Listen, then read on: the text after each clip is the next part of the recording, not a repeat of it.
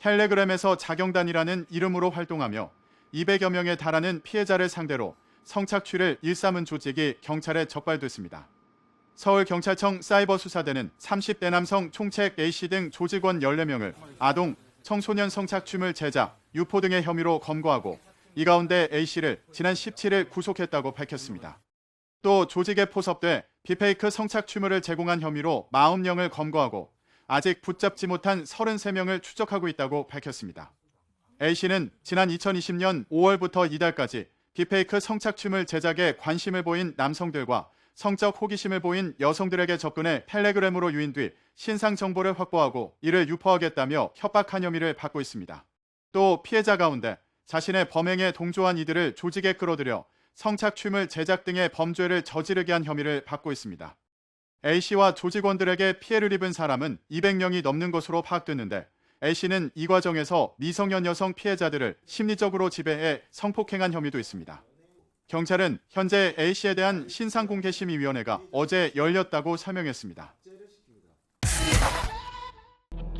지난 5월 서울대 졸업생을 포함한 남성들이 동문 등 여성 지인들의 사진을 음란물과 합성해 유포했다는 사실이 알려졌습니다. 이른바 서울대 N번방 사건으로 확인된 피해자만 60여 명에 달했습니다.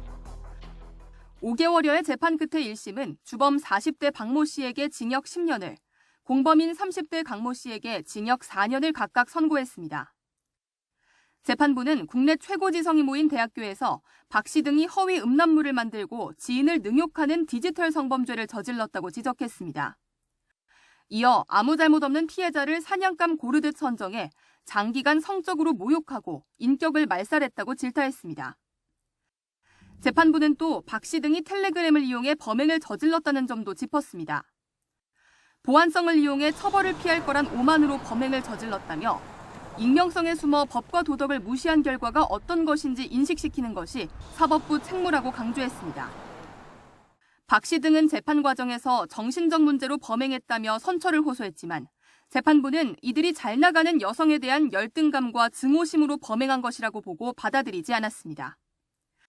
피해자 측은 선고 직후 기자회견을 열고 있어서는 안 될 범죄에 대한 엄중한 판결이라고 환영했습니다. 모든 피해자분들이 그렇게 강력한 처벌을 좀 희망을 했었던 부분이고요.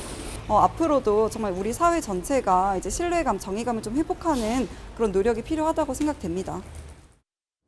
재판부는 주범 박 씨에게 이례적으로 검찰의 구형량과 같은 형량을 선고했습니다.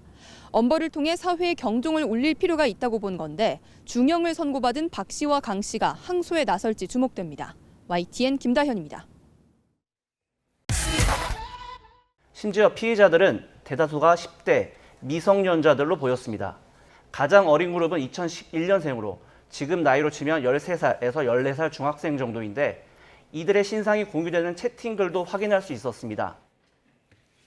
모바일 메신저 텔레그램을 이용한 성착취 범죄가 기승을 부리던 시기 당시 저희 뉴스업 제작진이 직접 실태를 확인해 봤는데요. 피해자 상당수가 10대 청소년이라는 점을 확인했다고 전해드렸습니다. 최근 이를 뒷받침하는 자료가 공개됐는데요. 여성가족부가 최근 국회에 제출한 디지털 성범죄 미성년 피해자 관련 자료입니다. 딥페이크 성착취물을 비롯한 불법 촬영물 제작과 유포와 관련해 10대 이하 피해자만 5명 가운데 1명이 넘는 수준이었습니다. 20대 다음으로 많은 수치죠. 더 심각한 건 그 숫자가 점점 늘어나고 있다는 점입니다. 2018년 111명 수준이던 10대 이하 청소년 피해자 수는 지난달 기준으로 무려 2,400여 명으로 20배 넘게 폭증했습니다. 같은 기간 전체 디지털 성범죄 피해자가 6.9배 증가한 것과 비교했을 때 증가세가 가파른 점이 눈에 띕니다. 딥페이크 제작물 피해 사건으로 좀 더 좁혀보면 심각성이 더욱 두드러집니다.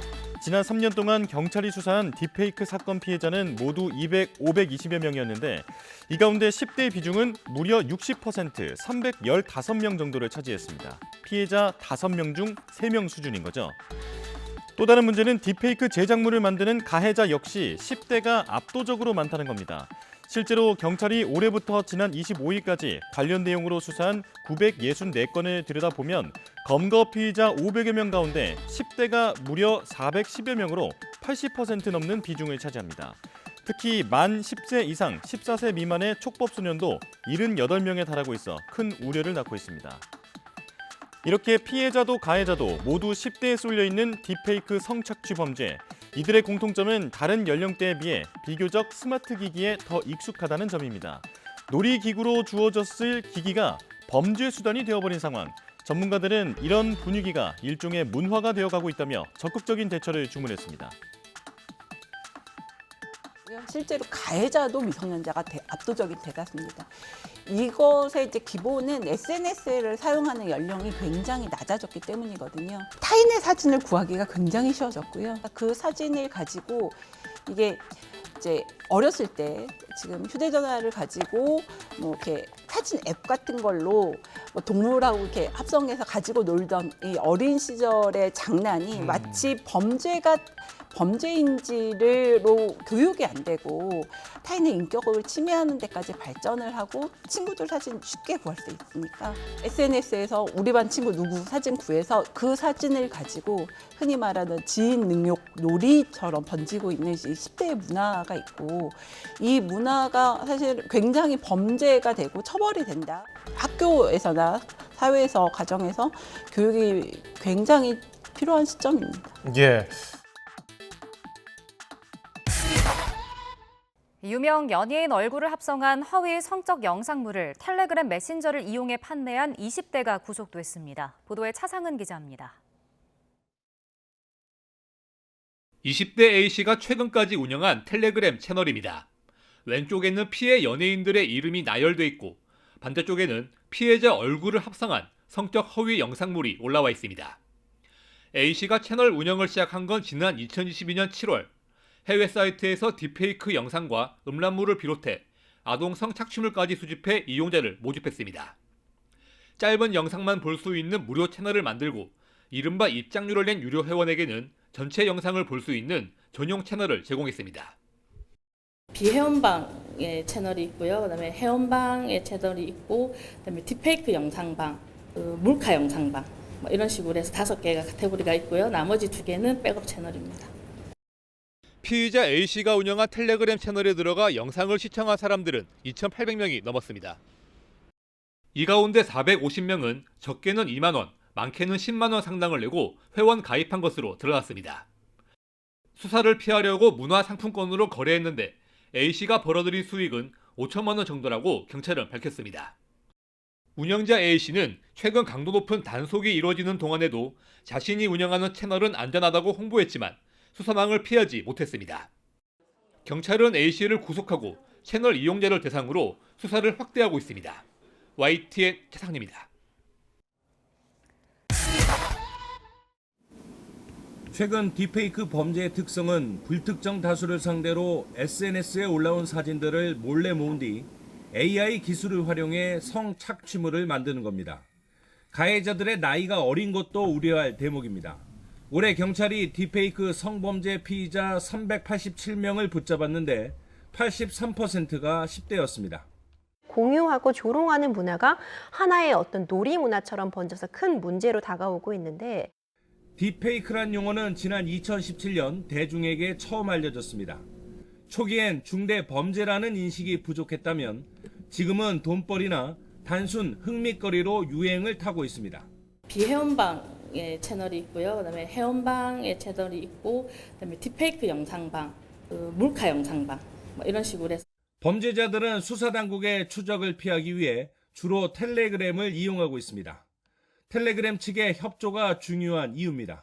IP라든가 전화번호 정도는 아마 텔레그램에서 경찰청과의 협력 과정에서 제공할 수 있을 것으로는. 정부는 처벌 강화와 피해자 보호에 초점을 맞추고 있습니다. 딥페이크 성착취물을 가지고 있거나 보기만 해도 최대 징역 3년에 처할 수 있도록 법을 바꿨습니다. 특히 관련 자료 삭제와 피해자 지원을 국가의 책무로 명시한 점이 눈에 띕니다.